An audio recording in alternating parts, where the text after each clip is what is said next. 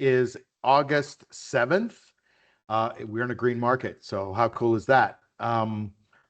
Hopefully you're able to change your mind into a green market mind, because now we have things moving up off the bottom. They've been kind of sluggish for the last couple of months. We've had some greens, some yellows, some reds, and a little bit of head faking going all around. But you know what? That's what the markets do. They try to make the most amount of fools out of the most amount of people. So let me just share with you some of the things that we talked about in my mastermind group. Can't share all of it because some of that is just for those people. But one thing is that we do have an event coming up. If you missed our last couple of events in Phoenix and Clearwater, Florida, we're having another event in Clearwater, Florida, end of October, October 30th through the 1st.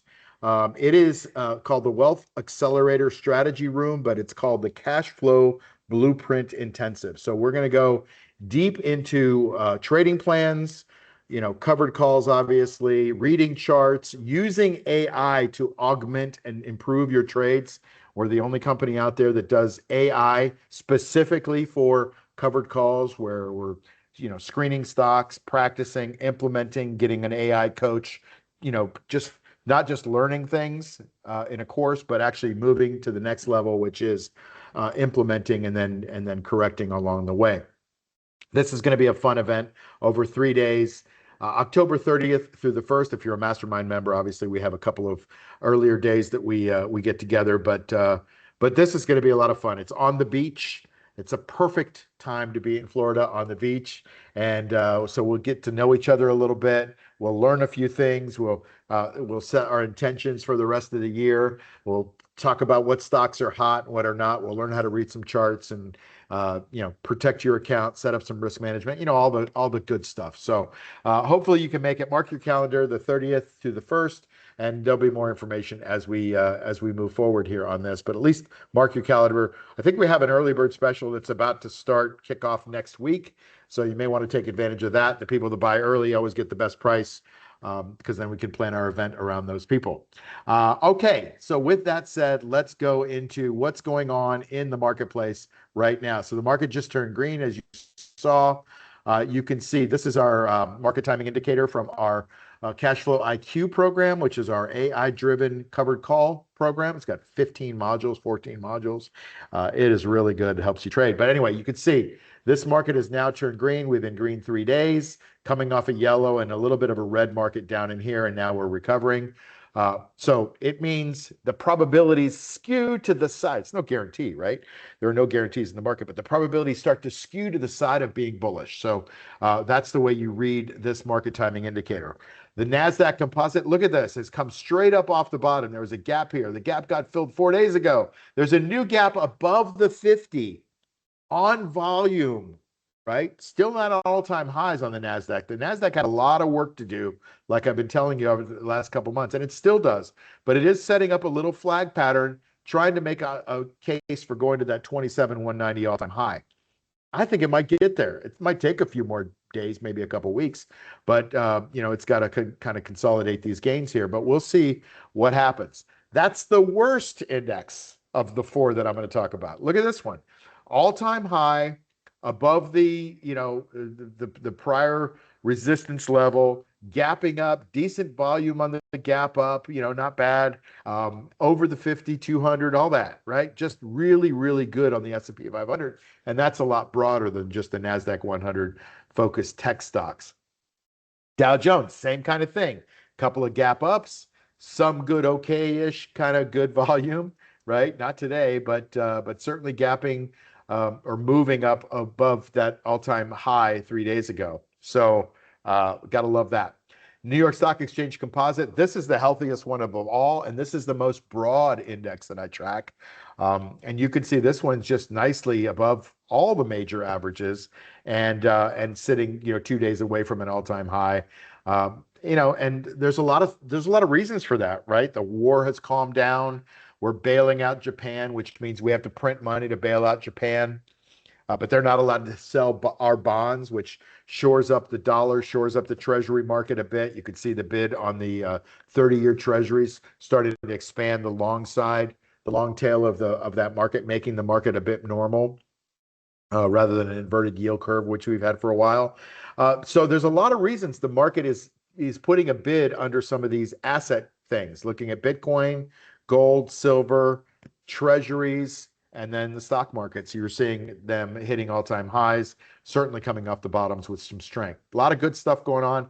I haven't been this ebullient, whatever the word is, in a few months about a green market, and it could end tomorrow, and it might, and they have, but they also sometimes want to really just go to the next level up, and it's green. The probabilities are on that side. That's when you put some more chips up there. So the volatility has dropped quite a bit. You could see the volatility is down at 1493 on this chart, below the 1496. The lower it goes, the more money is shoveling in off the sidelines, and that's certainly what we're seeing in the indexes. There's that Treasury yield bond index. Look at this market.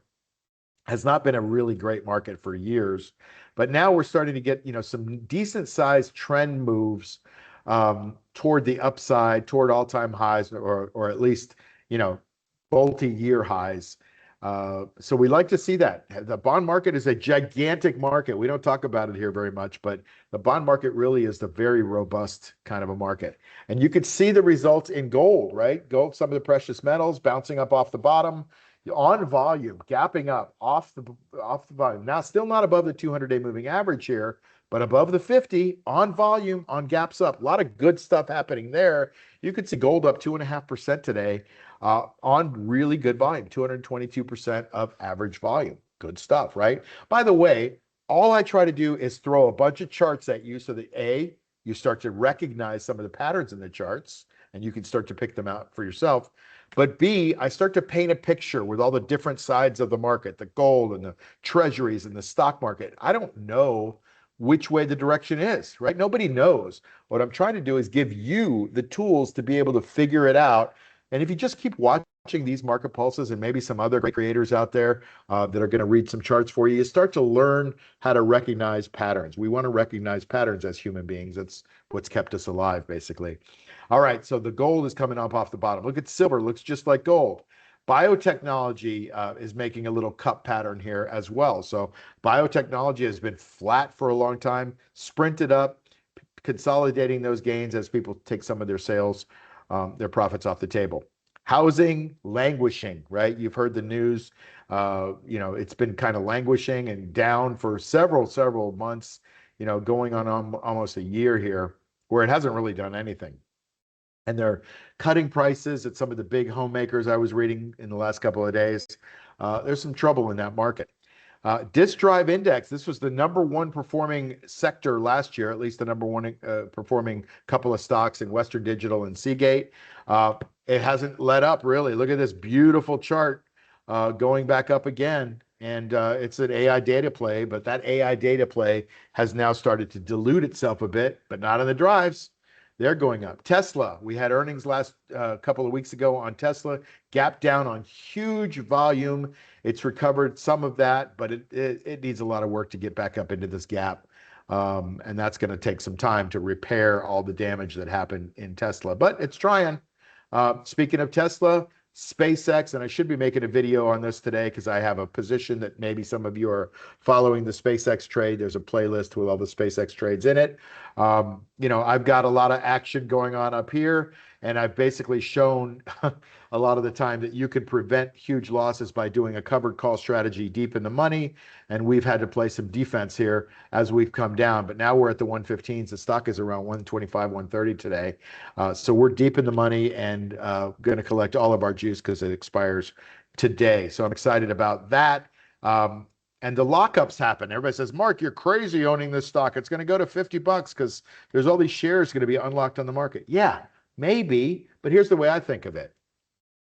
If you were one of these insiders that had shares locked up and you saw this stock go from 148 to 225 in 3 days on the IPO, do you really want to be selling here at 130 when it was all the way up here? I think you might make a case for, you know what, honey, we're going to wait until this stock goes back up and then we'll start selling a little bit because we know it can be there, right? And so all the people that said, well, everybody's going to be dumping their shares on the market, maybe, but maybe they're dumping them to people that are smart and they're buying it at the quote unquote bottom. I don't know where the bottom was. It looks like it hit at 105 or 104 or something like that. and it's off the bottom.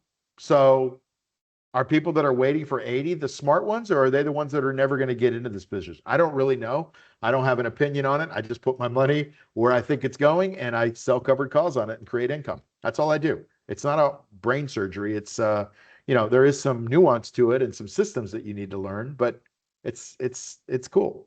All right, Nvidia is now above this little downtrending line in a bullish formation pattern, gapping above. I'd love to see more volume on it.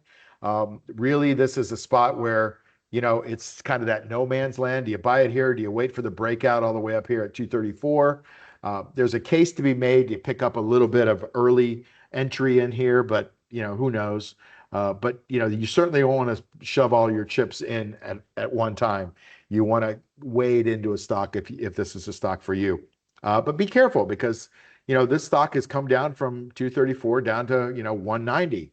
That's a 40% drop. It's a big deal, and it could do it again. So just be careful. This is a place to start your research, not to end it. Apple, dropped 10% the day after earnings, and it's battling back. Still has some work to do to fill that gap, but at least it's above the 50-day moving average, which is healthy. So, Apple, if you zoom out, is basically a chugger. They're not that exciting of a company anymore, but they're not doing things wrong really too much either. So it's a company that is perfect for selling covered calls on. You buy stock, you sell calls against it, you try to make, some percentage every week. And, trying to corral some of these bucking Broncos is a little harder. Apple is a little easier, although you get a little bit less juice to do it. All right, let's talk about the AI trade a little bit. SanDisk made a high of $2,354. It dropped all the way to $1,000, right? That's more than a 50% drop, right? And so that's concerning, right? That was a lot of these people that made all this money all the way up, 10x their money, very quickly sold out of it. You could see some of the volume profiles on these selling days, and those are scary days. And the whole sector is not recovering like everybody. Oh, well, the AI sector is going to be great. It's dropped from like in the top 3 sectors to number 24, industry groups, I should say. And so it's not recovering. Even on a day like today, when a lot of things are trying to move up that I just showed you, this one's like, yeah, I think we're going to wait out this little rally, right? So I think there might be some more downside to this. Anyway, yeah, that's the way it looks. Micron looks the same deal under the 50-day moving average. Roundhill, which tracks all of the RAM companies, under the support line, under the 50-day moving average, maybe heading lower. This is not good. That's not good action here. AMD doesn't look too bad, although it's under the 50. It needs to do some work to recover, but there's not a lot of work that it has to do. It's still got a 98 relative strength rating, so not too bad here. But when you compare the charts, this one just looks healthier, doesn't it? And you want to buy stocks that look fairly healthy. All right, let's wrap this up soon here. Alphabet, since it became part of the Dow, really hasn't done a huge amount of things. I mean, it's not bad, but it's just kind of hanging around the 50, mostly below the 50, bouncing off the 200, which is healthy. Stocks tend to do that once every 12 to 18 months. If they're decent stocks, they bounce off the 200. We had that bounce. We went up. We had a rough day a couple of days ago, on high volume, but we're right around 50-day moving average. No reason to buy it, no reason to panic, no reason to do anything. Microsoft is trading very well, gapping up on volume, on earnings. Their Azure product continues to be like the AWS, which Amazon is getting driven with. And this just broke out from a buy point here at 466, and now it's at 500. So that's why you got to keep an eye on some of these when they break out. You may not have been able to catch it here or here, but you had a couple of days of warning to try to catch it on the 3rd day when it really came through the official buy point. All right, Meta Platforms, dog with fleas. Amazon looks really good, right at a buy point on the chart. That's what I call a buy point when it's coming up the other side of a cup, and it's showing that it wants to go higher.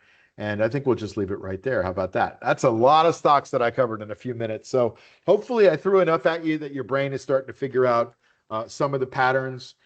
We teach people how to do covered calls. every day. We have mastermind groups and training programs around it. Now we have an AI program, which helps you implement everything that we teach. And, it's a system. If you don't have a system, you don't have anything, right? You're just winging it. You're trading on emotion. You're not going to be successful. I've never seen anybody really successful to trade on emotion. So I want you to be really careful with your money. Enjoy it. Trade it right. But thanks for joining me here on the Market Pulse. Hope you have a fantastic weekend. Mark your calendars for the 30th of October to the 1st of November down in Clearwater, Florida. I'd love to see you there. More details coming next week. Thanks for joining me, and I'll see you next time on the Market Pulse. Take care.